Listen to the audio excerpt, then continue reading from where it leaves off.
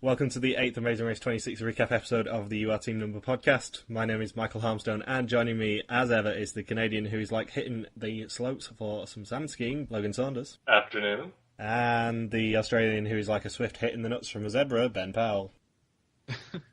Howdy. You can tweet us using the hashtag YattenCast or email us at yattencast@gmail.com.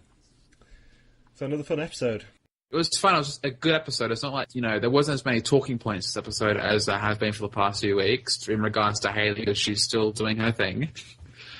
But it was just like a good episode. It wasn't a great episode, it was just a good one, but it was better than we expected. We needed some ditch vaulting. That's what was missing. We had every type of Netherlands switchback tasks compared to other seasons that have gone to the Netherlands, but here we didn't get ditch vaulting for once. We didn't get apple balling either.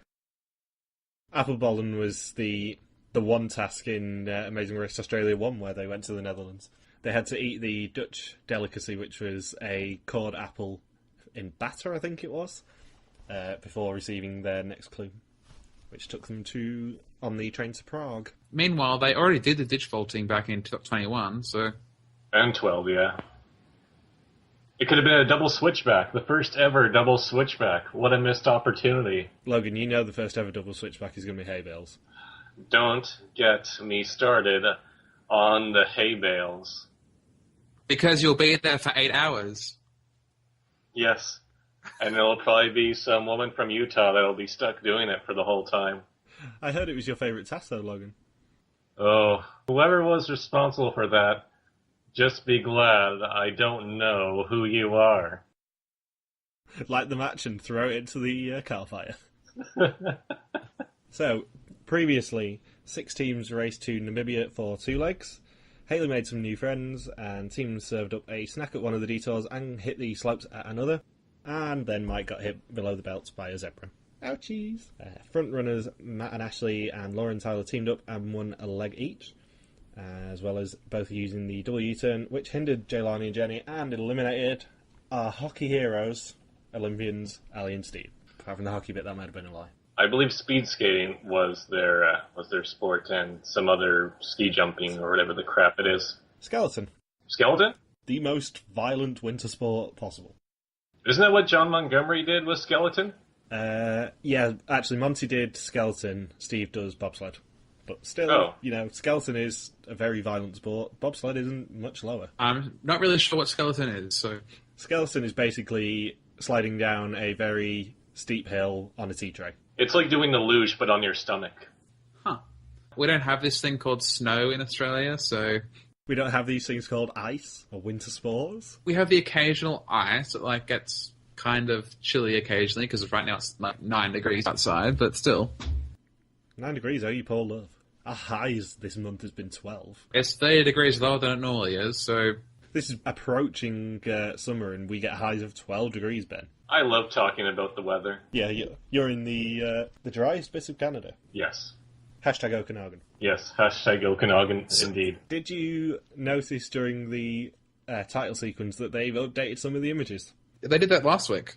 Did you notice what Harley and Jonathan's one was? The mushroom. They're showed from the Mushroom Kingdom again. Yeah. Harley and Jonathan's one image and one lasting impression on the race is now them at the mushroom spa. It's like editors listened to our podcast and said, this is the only thing that Logan, Ben, and Michael talk about regarding Harley and Jonathan, so let's just insert that into the episode and make it amusing. I was very disappointed that Lauren Tyler's wasn't the Ladyboy one, because Tyler loves talking about it. Yeah, we got a reference to that this week, so that made up for it, I guess. I also like the fact that both Namibia pit stops allowed teams to actually mingle for once. They're mingling with the other teams? Yeah. As well as eating and sleeping? They get to eat, sleep, and mingle with all the other teams. So which they would have done that in earlier seasons. And have a Thanksgiving dinner. Is it happening all the time this season, or is it just this leg? I'm not sure, actually. It was definitely the 2 Namibia legs, because they had Thanksgiving dinner between the 2 Namibia legs. I bet it would have been really difficult to sequester teams in Namibia there from each other, so they probably just said, screw it. We only have tents and a table for dinner, so let's just have everybody all together. But then at other pit stops, like at the end of the first leg, we saw teams all entering that office building hotel together, so probably isn't exclusive just to Namibia. Yeah, there's been quite a few, because we had that one in Japan. We had the overnight in Nice as well, where they all basically stayed together and got drunk. We've had a couple more instances of them being able to mingle with each other, which is a good thing. Finally, they're learning. Allow teams to communicate, because then you get inter-team clashes and romances, which is, hilarious. And lots of photos together on Instagram. Yeah, exactly. #gramming. So, after Namibia, teams now have to fly to Amsterdam in the Netherlands and take a taxi to Jaga's house to find their next clue. Who is Yaga and why are we going to their house? Jaga is probably the judge, I'm going to guess. He looked like the sort of man to own a shoe shop. I think his name is Yammer Yager. He used to be a professional hockey player, if I'm not mistaken. The first hockey reference that we're going to go for in this episode, there will be more. So, Laura and Tyler are the first to depart at 12:19pm. Matt and Ashley at 12:20, and Blair and Hayley at 12:34. And editors, seriously, why no complete departure times? #AmazingRace scandal. You guys know this annoys me. This is why they probably Like I have said- record low ratings, is because they didn't include departure times at the start of the episode, and it just upset the entire fan base. And no flight scramble. See, I think you two are being sarcastic, but then again, I don't know. I'm genuinely not being sarcastic about departure times. I want them every leg, but we're being sarcastic about everything else, yeah. I think just stuff disappearing like the you are team number 1, 2, 3, 4, 5, etc. I think that stuff has gotten used to, but I don't think it's essential anymore. It's just what's the word? We've become used to seeing all this stuff every leg, but now that we're stopping seeing it, it's starting to look like, we don't really need it anyway. Yeah, but take the example of Natalie and Megan from Amazing Race Canada 2. Me and Logan had discussions on at least 2 or 3 podcasts about trying to tot up how far ahead of other teams they were. And that sort of interesting stats nerd thing is completely impossible when the editors don't even give it us. It's not going to lose anything from the episode, and in fact it's going to make superfans like me happy because I'm a stats nerd. They're not catering to the superfans. They're catering to the mainstream audience of 8 million viewers who are still watching the show somehow, even after it's on Friday nights. Yeah, I want to see which team has the record for the most amount of time ahead of any other team. See, but you're not in America, so you don't affect the ratings. None of us are in America, so we don't affect the ratings. So our opinions mean jack shit. We don't matter. To the producers, at least. Welcome to the Commonwealth, where the watching is made up and the figures, they don't matter one bit.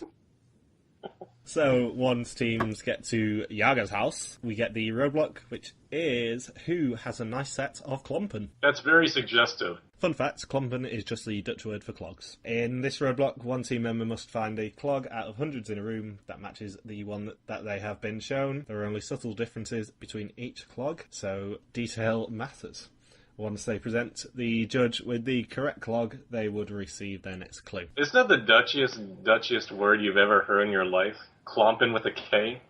You should respect that. You should respect that highly, significant 1,000-year span in culture by actually referring to it by its actual name. That's like approaching the Emperor of China, whatever his name is, and said, "I don't like that name's annoying. I'm going to call you Steve Jones now." Hiya, Steve, Emperor of China. I've mentioned that I do the Duolingo app before. Dutch is one of the languages that I am doing on there, and the reason that I know that klompen is clog is because it is the best Dutch word that I've learned so far. I know how to speak Dutch. So do I. I'm learning it so that I struggle less when watching Vidum.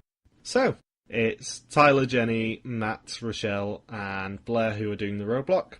And Jelani and Jenny are the lucky people who win a date night. We probably will not see it because we didn't even get a mention of date night in the second leg last week, and we didn't even see the date night in the first leg. I think that Ali and Steve might have gotten the date night in the last leg because, it'd be a bit anticlimactic. Hey, we've got a date night. Oh, we're eliminated. And that would have been hilarious because we then would have had to see an extra scene of Ali and Steve doing something traditional in Namibia. Do you reckon they actually go on the date night if they got it and then get eliminated? That was what I was thinking a couple weeks ago, too. I assume that they do, because what else would they be doing? They don't really have any other role to fill for the time being, so it's like, hey, somebody has to win date night.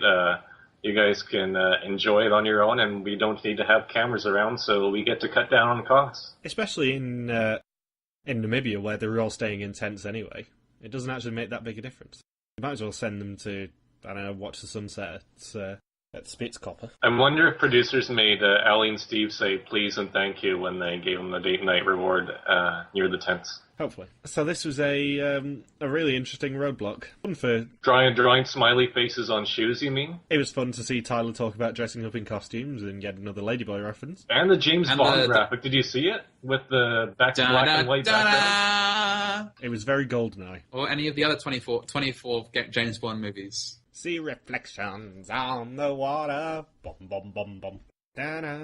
Did anybody catch on doing? Tyler's Bethany Hamilton moment of this week? Did he lose his arm and talk about how inspirational he was? No, but near the beginning, when they were still in Namibia, he was saying how it takes more than physical strength, and he said it with a really high inflection. I had to rewind it because I'm pretty sure that was a Bethany Hamilton impression on Tyler's part, and sure enough, it was. If the judge just looked at the bottom of the shoe every time he was judging them, why don't they just do the same? Are they just not allowed to pick the shoe up because that'd be too easy? The first thing the judge was doing was just picking up the shoe and looking at the bottom of it. Maybe he's just fascinated by the bottom of shoes. I mean, once he stopped looking at the bottom of shoes, he fell asleep at the roadblock, so maybe he has not just a shoe or a foot fetish, but a bottom of the shoe fetish. Very specific fetish, might I add. Just like Lauren Tyler, he's got soul. Give that pun a good... give that pun its decent airing there. As long as you include the sound effect of crickets afterwards. I'll just cut in one of your laughs. Blair had chills the entire time as well. Yes, because Amsterdam is cold at that time of year. And apparently Matt, even with his hungry power beard, man beard, or whatever he's referring it to, he's also supposed to be good at paying a good attention to detail, but not so much. If he was Steve, he'd be impressed by his power growing abilities like Wolverine. Yes. Call back from his bio. Also, a very good mole shout-out during the roadblock when Ashley started talking about tunnel vision. Now, when you start watching Dutch Mole, you'll be used to the term tunnel vision coming up every single episode, because someone always gets eliminated because they have tunnel vision. A fun little callback for them. I'm sure that was the intention in the editing suite. Given that it's Holland's main export now. I'm sure Ashley is an avid watcher of Leah's Day Mall or whatever. Vidum. Vies de Mol. That'll be the first question we have for her if we ever get a chance to interview her. Ashley, how many Dutch Mole seasons have you seen? You know, in between doing hairdressing in New York and spreading rumors about her almost boyfriend and then all that, she's an avid watcher of Via's Day Mall. Right in between all of the cases of cock blocking. Ashley, who was your favourite Dutch mole? That might be a fun recurring question for us to do when we do the interviews, actually. At the end of the interview, Michael, at the end. Yeah, one last question, guys.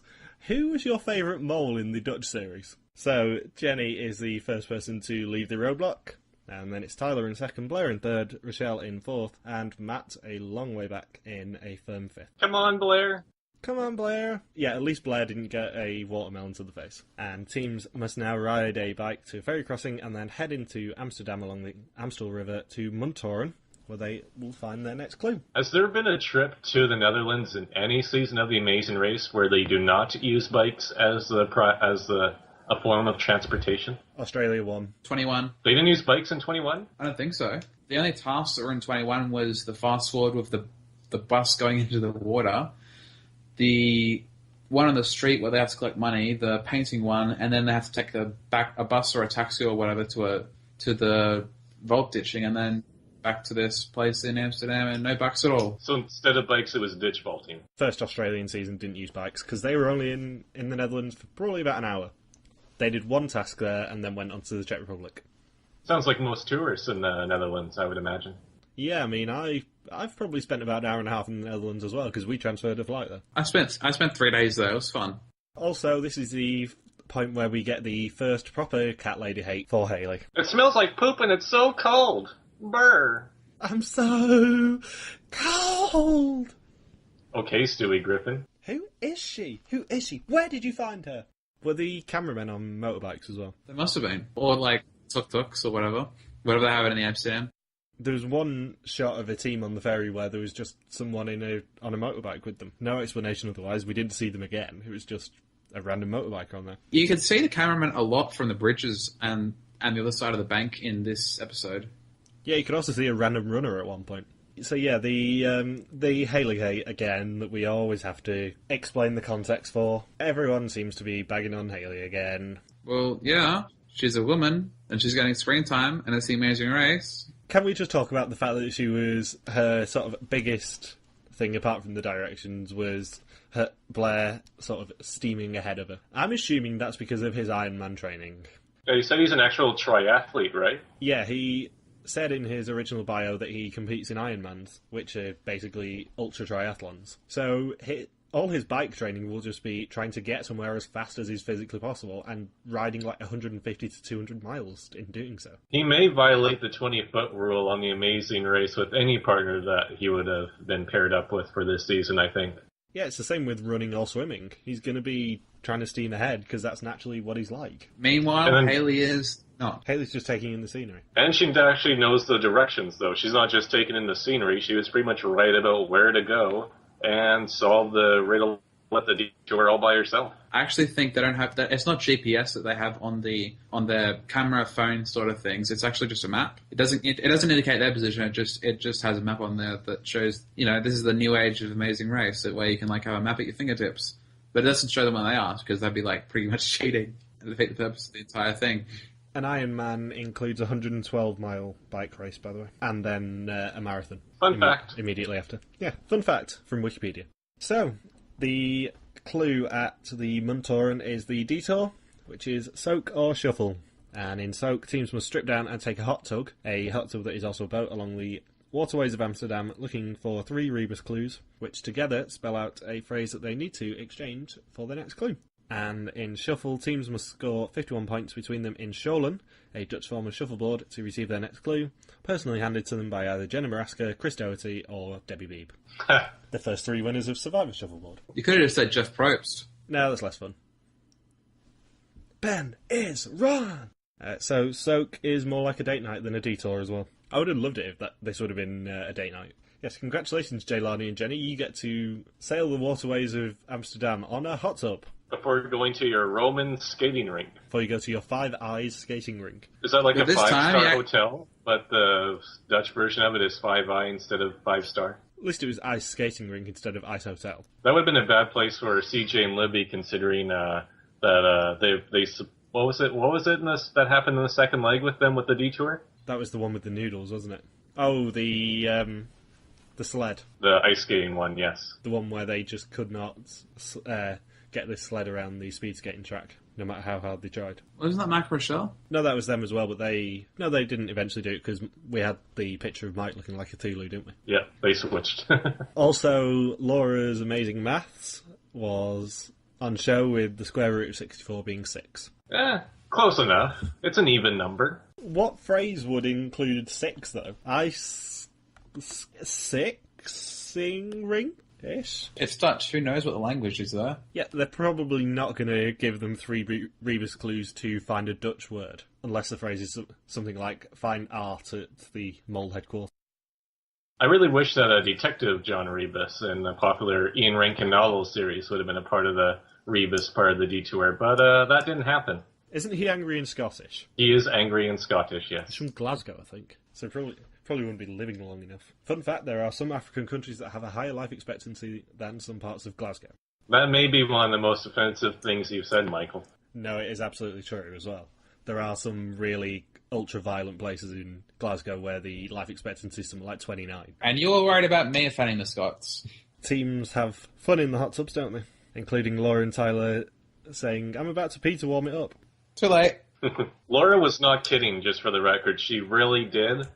But once the cameras are off, then she just pretty much admitted it. And the locals got an eyeful of Haley as well. Imagine if Margie Adams was there and she saw the Dutch laughing at Haley. That would have been something. That would have been a hilarious incident. She's got no bikini with her, and they're laughing at her. That's rude. She's had to live with her butt hanging out her whole life, and she doesn't need to hear it from the Dutch, and they are laughing at it, and that's rude. I imagine after she did the hot tub one, when she's standing freezing in there, she decided to pass out from the hypothermia. At least Haley didn't call the Dutch locals bitches. Yes. It's a bitch move to laugh at my butt. How would the Dutch laugh, though? Would they laugh like that? I don't know. How does Goldmember laugh around Austin Powers? That'd probably be a good litmus test. Ho, ho, ho, ho. That sounds more like the troll guy. So Blair is absolutely terrible at improv as well. He could not lie to save his life. Haley's just like, yeah, we need to lie to them. We've solved it. You failed the practice round and you did terrible, Blair. And then we move over to Shuffle. And Ashley says it's just like air hockey. Maybe one-sided air hockey. Just with a bunch of people smoking old-fashioned cigarettes and in really funny costumes. What is it about the old-timey costumes for any Amsterdam visit now? It's funny, Logan, that you think they're cigarettes. I'm naive. So, this is something that annoyed the casual fans as well. Jaylani and Jenny asked the public for help. How dare they? It's like they're trying to complete the task. It's like they are very sleep-deprived and probably quite cold and want to get out of there quickly. No, you're wrong, Michael. They must actually be cheaters in real life as well. Jenny probably cheated her way into the bar exam. The amazingrace, environment where you're followed by a camera crew 24/7 and kept like either separated or under intense conditions where you're watched by everyone, is obviously a real reflection of how you are in real life. But yeah, obviously, Jaylani and Jenny would have got a penalty if they were actually breaking any of the very, very strict rules for Amazing Race. Loopholes! So I think Tyler was going to get a penalty, but he flexed his muscles for the audience, so I think producers said, oh no, we can't penalize him because he flexed his muscles and refuses to be in anything other than his underwear. See, it's such a shame that the Big Brother Canada producers aren't in charge of Amazing Race, because they probably would for the final leg if just put teams in the most ridiculous costumes they could possibly make them run through Dallas in. A cowboy hat and boots and nothing else. Make them wear a long blade of grass in their mouth. Oh, fake 6-shooters. The hot tub task looks appealing if it's not in winter, because like with a normal hot tub, I'm guessing, because I've never actually been in a hot tub, but I'm guessing that you actually have somewhere you'd have like a house nearby or a hotel room nearby to go into. Usually in the backyard. But if you're in the middle of Amsterdam, and like all you have is a tent and a robe, which Jenny for some reason went in the tub with. Yeah, I was waiting for that to be brought up. I thought that looked a bit ridiculous. I'm thinking, did Jenny not be able to find a swimsuit that was able to fit her correctly? Because she's just going in there with her robe on. I think she doesn't understand the whole point of a robe going into a hot tub. Yeah, bear in mind that it was November that they filmed, and they did say that during the leg that it was actually 1 degree Celsius out. Imagine if Tiana Jaree was on the season instead, and they had to go through the rivers or the canals of Amsterdam, but this time that they were stuck in the hot tub task. It would make their arguments over the maps and all look that much more ridiculous. I think they said that it was about 34 degrees Fahrenheit. That means nothing to me. 1 degree in real money. And it's Laura and Tyler who are the first team to leave their detour, which is Soak. And then Blair and Haley in second. And Mike and Michelle leave Shuffle in third after their 11th attempt. Jaylani and Jenny leave Soak in fourth. And Matt and Ashley bringing up the rear still, leaving Shuffle in last. And teams must now head to the Rijksmuseum ice skating rink. The last team to check in here may be eliminated. It is pretty much Rochelle like carrying the weight for the team, isn't it? Oh yeah, she's an absolute badass. And that's something I've been saying from leg one. She got like 37 points on the first one and Mike got 3. No, Mike got 13 because it was 50 on their first attempt and they needed 51. Really? Yeah. They got Gary and Mallory essentially. Yeah, they got so close to it and then had to start again, which is hilarious. It's Laura and Tyler who are the first to reach the pit stop, and they get the pleasure of meeting the Gretzky of the Netherlands, and they also win a trip to Seoul in South Korea. I really hope that Phil wasn't being sarcastic when he said, oh, this is the Gretzky of the Netherlands. Yeah, my experience with Wayne Gretzky is purely his quite nice restaurant in Toronto, being next door to Second City. When they have that trip to South Korea, will they be having soul food? I've already made a bad soul pun, Ben. Can't go for that. Mine's better. No, it's not. Logan, which one's better? Both of you had equally good soul jokes. I cannot pick a favorite in this instance. Oh, sod off being nice Canadian. Oh, go away, Belgium. You're basically Swiss, and that means you're expensive and have nice chocolate. And Blair and Haley feud their way into second, and Jaylani and Jenny are in third. I was very disappointed that Phil didn't say that their day had been smooth sailing. He made a sailing joke and then didn't say smooth sailing. I was very disappointed in him. Phil is still really trying to push the whole blind date thing as if it's actually, as if the couples are, as if it's relevant, yes. All the blind date couples have decided to not to be couples, and yet he said, oh, is there still love in the air, guys? Is there? Is there? Is there? And then they have to keep repeatedly saying, no, this is like a sports interview. We're just focused on getting the team ahead and trying to pull ahead, and trying to beat the other competition. Well, that just adds fuel to our suspicion that actually they underwent a massive edit during the 3-week break of we need to take focus away from the dating aspect and more on the actual interesting stuff. Did they do the date night after leg 4 for at the start of leg 5? The one before Germany. Did they show the date night for that? Wasn't that Lauren Tyler's river cruise? In Thailand? Yeah. The last one that we saw was Lauren Tyler's meal and couples massage. We've not seen one for 2 legs now. And there was Mike and Rochelle's as well that we didn't see in the planetarium in Germany. To be fair, in that leg, they weren't so enthusiastic over it. Oh, yeah, update night. Because they were in they were in technically last place at that moment, so... Yeah, they just ate their meal quietly, apparently. And Mike and Rochelle came in 4th place. I wish Big Easy had done the detour with the puzzle. That would have been hilarious. Matt and Ashley would have had more than enough time to catch up with Matt needing 43 attempts with the shoes, even though he's detail-oriented and apparently good under pressure. Because he's really good under pressure. That's what we've learned so far this season, right? He doesn't become a nut job as he described himself as. Even if Big Easy did this and they told him it starts with an I, that wouldn't really help him much. It was like ice skating Rin, and all that was missing was the K. And he's still, ice skating ring? Is that where we have to go? A ring? Mr. Judge, is the answers an half? So yeah, Mike and Rochelle came in 4th, and then bringing up the rear was Matt and Ashley. I thought Haley was bringing up the rear. Heyo! In a shocking turn of events, it's not like we predicted it all last week, that Matt and Ashley were non-eliminated. But they have stories to tell their kids when they have them, which is soon. I proposed to your mother on the deck of a Thailand hotel, surrounded by at least 18 camera crews and a bunch of people I had no idea who they were, and a random Asian woman, and also the greeter. Kids, this is a story of how I engaged your mother. Kids, remember that time I banged your Aunt Robin? Did you know that Blair is Amsterdam?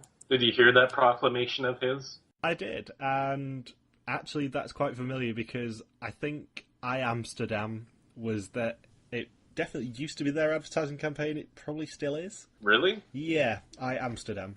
I noticed during the episode I actually went to places I have been. The intersection where Blair and Haley had that huge argument, I've actually eaten at one of the stores there. There was actually pastries there. It was really nice cheap pastries. Although the Lithuanians were known for their good pastries. The only thing missing was a random American couple surrounded by a camera crew arguing in front of trams. So, Ben, are you a candelabra? No, but I might be a battlement. Amazing Race 15 and 17 callbacks. Classic. Next time, Peru. Next time, teams head to Peru. And there's fireworks at the date night, as well as a labour-intensive roadblock and a detour that brings one team's hopes crashing down. Is there going to be a U-turn? They didn't show it, but they also didn't show the Leg 8 one in any press preview images, so... A triple blind U-turn? A triple blind double deaf U-turn, I think you'll find. For the last people who are U-turned, they get executed? No, a deaf U-turn is where teams have a group of people who just follow them round and their sole role is to just laugh at them. Because they're definitely hinting at the U-turn being next round, even because we were suspecting that with at the end of the Namibia round there, that there was going to be another one. And then this, they started the episode with the teams having the Thanksgiving dinner together, and Matt and the only segment that they showed was Matt and Jelani going back and forth at each other. I don't think it's so cool, Matt. I think you're going to be U-turned by Jelani there, as well as Jenny. They actually really built up the relationship between Laura and Tyler in the preview. I didn't Laura and Tyler and Matt and Ashley in the preview, because I didn't even notice it before.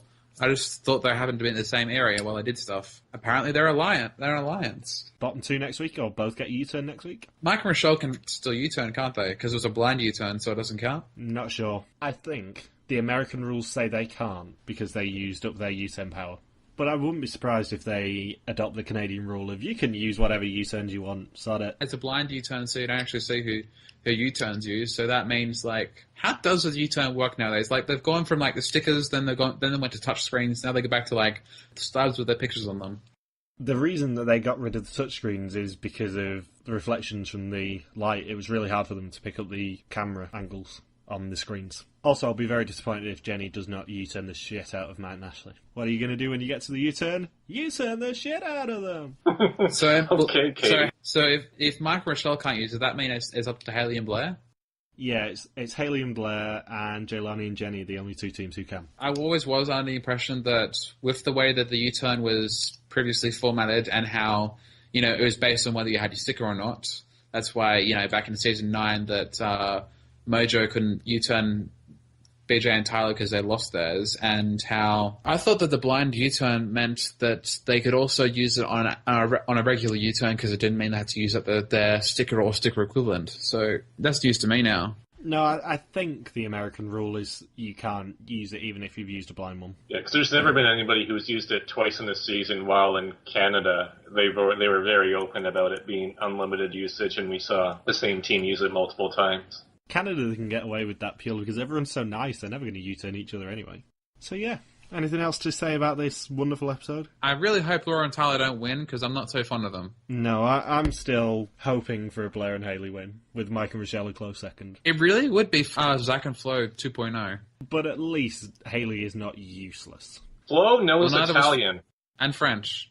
For all Flo's histrionics, she was, pretty competent at basic stuff. It's just the above basic stuff she completely and utterly failed at. Haley is sort of like, a lot more competent than Flo at certain aspects, but she's on the same level as Flo as regards to the histrionics, but they're more directed at her partner rather than the world in general. Logan, I know you've been advocating the replacement of the non-elimination penalty with just giving the team a set of weights to have to carry with them for the next leg. Yes. That's basically what Zach had for 13 legs. He just had a flow set of weight.